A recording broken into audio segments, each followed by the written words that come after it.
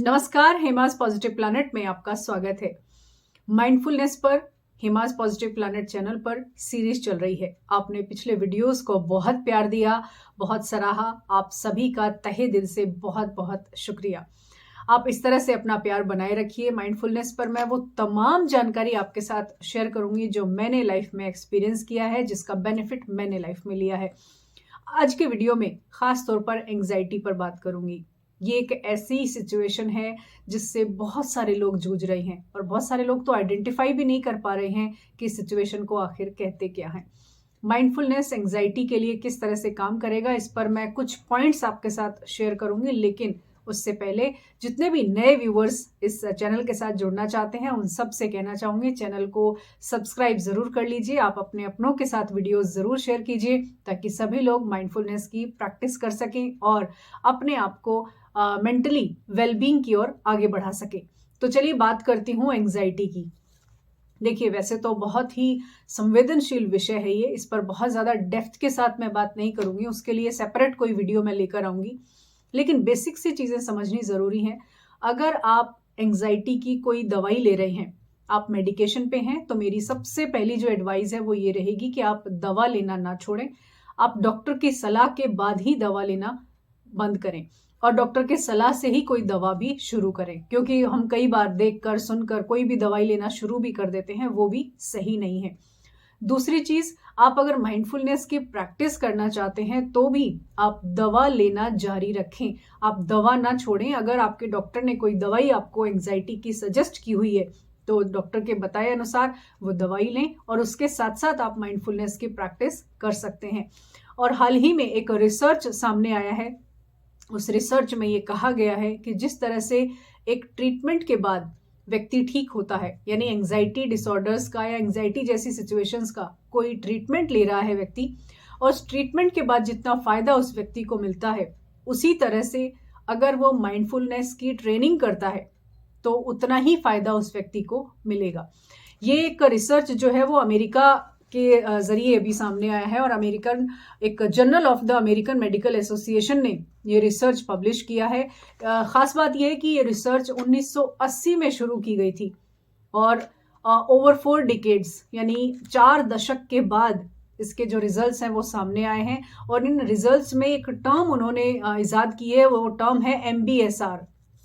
MBSR means mindfulness based stress reduction. यानी mindfulness की training अगर की जाए, किसी व्यक्ति को इसका अभ्यास कराया जाए और कोई व्यक्ति लगातार माइंडफुलनेस की जो भी टेक्निक्स हैं, कोई भी टेक्निक हो सकती हैं वो, खासतौर पर स्ट्रेस को रिड्यूस करने की, वो अगर काम में लेता है तो एंग्जाइटी जैसा डिसऑर्डर बहुत हद तक कम किया जा सकता है। जितना फायदा एक ट्रीटमेंट से आता है उतना ही फायदा माइंडफुलनेस की प्रैक्टिस से आता है। ये तो हुई रिसर्च की बात। अब बात करते हैं एंग्जाइटी को पहचाने कैसे। देखिए, हर व्यक्ति में एंग्जाइटी के जो सिम्टम्स हैं वो अलग अलग हो सकते हैं, लेकिन कुछ कॉमन सिम्टम्स जो देखने में आते हैं वो मैं आपके साथ शेयर कर लेती हूँ। अगर आपको ऐसा लगता है, जैसे कई बार ऐसा होता है जो भी घबराहट वाली सिचुएशन होती है, कई बार ऐसा होता है कि कोई ऐसी खबर हमने सुन ली, यानी अपने प्रिय व्यक्ति से जुड़ी कोई ऐसी अनहोनी की कोई खबर सुन ली, या फिर कोई फेलियर हो गया, या कोई ऐसी जो शॉकिंग खबर है, वो सुनने के बाद बहुत बार लोगों में हार्ट बीट बढ़ जाती है, घबराहट बहुत ज़्यादा होती है, या फिर कई बार पसीना आना, या हाथ पांव ठंडे होना, या जो हार्ट बीट का लेवल है वो बहुत ज़्यादा हाई हो जाना। और एक और सिचुएशन आती है, उसमें एक फियर जनरेट होने लगता है मन में, यानी एक अलग से डर की जो भावना है वो बढ़ने लगती है, या और भी कोई सिम्टम हो सकते हैं। हर व्यक्ति में बहुत से अलग अलग सिम्टम हो सकते हैं। ऐसी जब सिचुएशन होती है तो उसमें माइंडफुलनेस आपकी बहुत हेल्प करता है। माइंडफुलनेस की प्रैक्टिस अगर आप करेंगे तो इस सिचुएशन से आप बाहर निकल सकते हैं। देखिए, माइंडफुलनेस एक कोई मेडिसिन तो है नहीं कि आपने तुरंत लिया और उसका रिजल्ट मिल गया, लेकिन अगर इसकी प्रैक्टिस करेंगे, अगर इसका अभ्यास करेंगे, तो जो सिम्टम्स आपके सामने आ रहे हैं ना, उन सिम्टम्स को आप ओवरकम कर लेंगे। और ओवरकम करने के लिए सबसे ज़्यादा ज़रूरी है माइंडफुलनेस के इन पॉइंट्स को आप ध्यान में रख लें। देखिए, वैसे तो माइंडफुलनेस के जितने भी वीडियोस अभी चैनल पर मौजूद हैं, आप कोई भी वीडियो उठाइए, कोई भी वीडियो देखिए, आपको उन टेक्निक्स को करने में या प्रैक्टिस करने में हेल्प ही मिलेगी। आप कोई भी वीडियो उठा के किसी भी तरह से आप उसकी प्रैक्टिस शुरू कर सकते हैं। एक बार फिर से मैं बताना चाहूँगी कि एंग्जाइटी डिसऑर्डर में ये जो 4 चीज़ें हैं जो माइंडफुलनेस से जुड़ी हैं, ये आपकी इसमें हेल्प करती हैं। और सबसे इम्पॉर्टेंट चीज़ जो माइंडफुलनेस हेल्प करता है वो है अवेयरनेस। देखिए, एंग्जाइटी का जो रूट कॉज है वो है अपने थॉट्स को, इमोशंस को, फीलिंग्स को या बॉडी सेंसेशन को पहचानने ही नहीं आता हमें। तो माइंडफुलनेस की जब आप प्रैक्टिस करते हैं तो आप इन्हें पहचानना सीखते हैं, यानी सेल्फ अवेयरनेस आपकी जनरेट होती है। सेल्फ अवेयर जब आप होना शुरू होते हैं तो 2 चीज़ें आपके जहन में आती हैं। एक तो ये कि ये थॉट्स टेम्परेरी थॉट्स हैं। आपकी जो बॉडी में सेंसेशन हो रहा है, जैसे मैंने कहा हाथ पांव ठंडे होना, घबराहट होना, पसीना आना, ये समझना। देखिए, अगर कोई सीरियस कंडीशन है तो तुरंत डॉक्टर के पास जाना ही सबसे पहला सॉल्यूशन है। लेकिन अगर इनिशियल स्टेज पे हैं या आपको अक्सर ऐसा फील होता है, एंग्जाइटी है, तो आप ये प्रैक्टिस काम में ले सकते हैं। अवेयरनेस में क्या होता है? अवेयरनेस में आप अपने आप को इस चीज़ के लिए अवेयर करते हैं कि ये जो थॉट्स आ रहे हैं अभी, ये टेम्परेरी है। वो आपके इमोशंस हो सकते हैं, आपकी बॉडी की सेंसेशन हो सकती है, आपके फीलिंग्स कैसी आ रही हैं आपको, तो उसके लिए अवेयर हो जाइए। जैसे ही आपको ऐसा होना शुरू हो तो आप अवेयर हो जाइए। तो ये माइंडफुलनेस से आता है। जब आप उस मोमेंट में जब आप अपने आप को कनेक्ट करते हैं तब ये सेल्फ अवेयरनेस आपके अंदर जनरेट होती है। तो माइंडफुलनेस आपको ये एहसास करा देता है कि ये जो फीलिंग्स है, ये जो थॉट्स हैं, ये इमोशंस हैं, ये टेम्परेरी हैं। तो don't worry, it will pass. तो आपको ये अवेयरनेस जब आने लगती है तो वो घबराहट वाला जो लेवल है ना, वो थोड़ा कम होने लगता है। इसके साथ साथ दूसरी चीज, जो दूसरा पॉइंट है वो ये कि जब आप थॉट्स को पहचानना शुरू कर देते हैं, आपके इमोशंस को, बॉडी सेंसेशन को, तो आप एक नॉन जजमेंटल जो अप्रोच है वो काम में लें। नॉन जजमेंटल कैसे? फॉर एग्जाम्पल, जैसे आपको रोना आ रहा है, बहुत ज्यादा रोना आ रहा है उस सिचुएशन में, तो आप जज ना करें अपने आप को कि मुझे इतना रोना क्यों आ रहा है, मैं गलत हूँ, मैं अपने आप को गिल्ट में लाना, ऐसा नहीं करना है। नॉन जजमेंटल रहिए, जैसा फील हो रहा है उसको होने दीजिए। बस एक तटस्थ भाव से, जिसको बोलते हैं ना हम, आते जाते देखना, है ना, जो पिछले वीडियोस में भी मैंने आपको शेयर किया है। तो अपने थॉट्स को, इमोशंस को आते जाते देखिए कि मेरे माइंड में ये थॉट्स कैसे आ रहे हैं, पास कैसे हो रहे हैं, अभी थोड़ी देर में ये ठीक हो जाएंगे। तो नॉन जजमेंटल अप्रोच आपको जो है वो डेवलप होती है माइंडफुलनेस से। और नॉन जजमेंटल जो रवैया है आपका, वही सबसे इंपॉर्टेंट पार्ट वही है। उसी से आप ये समझ पाते हैं कि इस चीज से मुझे किस तरह से बाहर निकलना है। नेक्स्ट आता है शिफ्टिंग योर परसेप्शन।